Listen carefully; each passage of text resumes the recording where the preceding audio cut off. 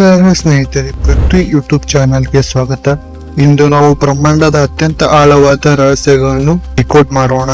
ಬಾಹ್ಯಾಕಾಶದ ಡಾರ್ಕ್ ಮೂಲೆಗಳಲ್ಲಿ ಏನು ಅಡಗಿದೆ ಎಂದು ನೀವು ಎಂದಾದರೂ ಯೋಚಿಸಿದ್ದೀರಾ? ಅಲ್ಲಿ ತುಂಬಾ ನಿಗೂಢವಾದ ಯಾವುದೋ ನಕ್ಷತ್ರಗಳಿವೆ. ಅವು ಯಾವುದೇ ಬೆಳಕನ್ನು ಹೊರಸೂಸುವುದಿಲ್ಲ ಎಂದು ನಾನು ನಿಮಗೆ ಹೇಳಿದರೆ ಏನು? ಹೌದು, ನಾವು ಡಾರ್ಕ್ ಮ್ಯಾಟರ್ ನಕ್ಷತ್ರಗಳ ಬಗ್ಗೆ ಮಾತನಾಡುತ್ತಿದ್ದೇವೆ. ಡಾರ್ಕ್ ಮ್ಯಾಟರ್ ಎನ್ನುವುದು ಮ್ಯಾಟರ್ನ ಒಂದು ರೂಪವಾಗಿದೆ. ಅದು ಬೆಳಕನ್ನು ಹೊರಸೂಸುವುದಿಲ್ಲ, ಹೀರಿಕೊಳ್ಳುವುದಿಲ್ಲ. ಇದು ಪ್ರಸ್ತುತ ಟೆಲಿಸ್ಕೋಪಿಕ್ ತಂತ್ರಜ್ಞಾನಕ್ಕೆ ಗೋಚರಿಸುವುದಿಲ್ಲ.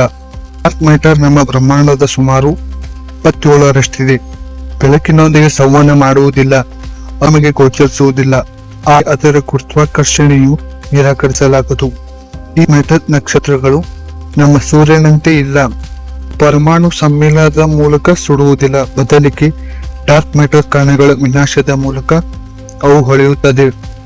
ಈ ಪ್ರಕ್ರಿಯೆಯು ಧ್ವನಿಸುವಷ್ಟು ನಿಗೂಢವಾಗಿದೆ. ಬ್ರಹ್ಮಾಂಡದ ತುದಿಯಲ್ಲಿರುವ ಜೇಮ್ಸ್ ವೆಬ್ ಸ್ಪೇಸ್ ಟೆಲಿಸ್ಕೋಪ್ ಈ ಡಾರ್ಕ್ ಸ್ಟಾರ್ಗಳ ಪ್ರಾಚೀನ ಪೂರ್ವಜರು ಏನಾಗಿರಬಹುದು ಎಂಬುದರ ಒಂದು ನೋಟವನ್ನು ನಮಗೆ ನೀಡಿದೆ.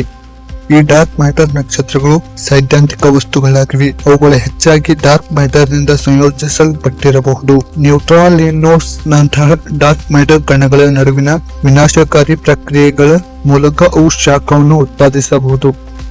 ಡಾರ್ಕ್ ಮ್ಯಾಟರ್ ಅಸ್ತಿತ್ವವನ್ನು ಬಾಹ್ಯಾಕಾಶದಲ್ಲಿ ಗೋಚರಿಸುವ ವಸ್ತುವಿನ ಗುರುತ್ವಾಕರ್ಷಣೆಯಿಂದ ಊಹಿಸಲಾಗಿದೆ.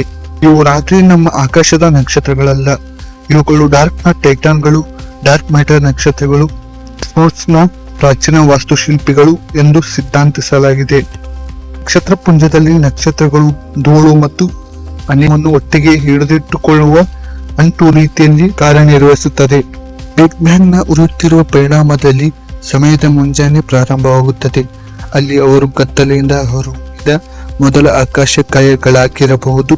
ಆರಂಭಿಕ ಬ್ರಹ್ಮಾಂಡದಲ್ಲಿ ಡಾರ್ಕ್ ಮ್ಯಾಟರ್ ಹೆಚ್ಚು ಹೇರಳವಾಗಿತ್ತು. ಬಹುಶಃ ಡಾರ್ಕ್ ಮ್ಯಾಟರ್ ನಕ್ಷತ್ರಗಳ ಸೃಷ್ಟಿಗೆ ಕಾರಣವಾಗಿರಬಹುದು.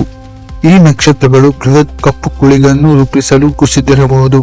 ಅದು ನಂತರ ಗ್ಯಾಲಕ್ಸಿಗಳು ರೂಪುಗೊಂಡ ಕೇಂದ್ರವಾಗಿತ್ತು. ಗ್ಯಾಲಕ್ಸಿಗಳ ತಿರುಗುವಿಕೆಯ ವೇಗ ಮತ್ತು ಸಮೂಹಗಳಲ್ಲಿನ ಗ್ಯಾಲಕ್ಸಿಗಳ ಚಲನೆಗಳ ಮೂಲಕ ಡಾರ್ಕ್ ಮ್ಯಾಟರ್ನ ಪ್ರಭಾವವನ್ನು ವೀಕ್ಷಿಸಲಾಗುತ್ತದೆ. ಇದರ ಉಪಸ್ಥಿತಿಯನ್ನು ಕಾಸ್ಮಿಕ್ ಮೈಕ್ರೋವೇವ್ ಹಿನ್ನೆಲೆ ವಿಕಿರಣ ಮತ್ತು ಗುರುತ್ವಾಕರ್ಷಣೆಯ ಲೆನ್ಸಿಂಗ್ ಎಂದು ಕರೆಯಲಾಗುವ ಬೆಳಕಿನ ಬಾಗುವಿಕೆಯಿಂದ ಸೂಚಿಸಲಾಗಿದೆ. ಡಾರ್ಕ್ ಮ್ಯಾಟರ್ ನಕ್ಷತ್ರಗಳು ಅಸ್ತಿತ್ವದಲ್ಲಿದ್ದರೆ ಬ್ರಹ್ಮಾಂಡದ ಹುಟ್ಟು, ಅದರ ವಿಕಾಸ ಮತ್ತು ಮ್ಯಾಟರ್ನ ಸ್ವಭಾವದ ಬಗ್ಗೆ ನಮ್ಮ ತಿಳುವಳಿಕೆಯನ್ನು ಪುನಃ ಬರೆಯಬಹುದು. ಡಾರ್ಕ್ ಮ್ಯಾಟರ್ ನಕ್ಷತ್ರಗಳ ಬಗ್ಗೆ ಸತ್ಯವನ್ನು ಬಹಿರಂಗಪಡಿಸುವ ಅನ್ವೇಷಣೆಯಲ್ಲಿ ನಾವು ಬಾಹ್ಯಾಕಾಶ ಮತ್ತು ಸಮಯದ ಮೂಲಕ ಪ್ರಯಾಣಿಸುವಾಗ ನಮ್ಮೊಂದಿಗೆ ಸೇರಿಕೊಳ್ಳಿ.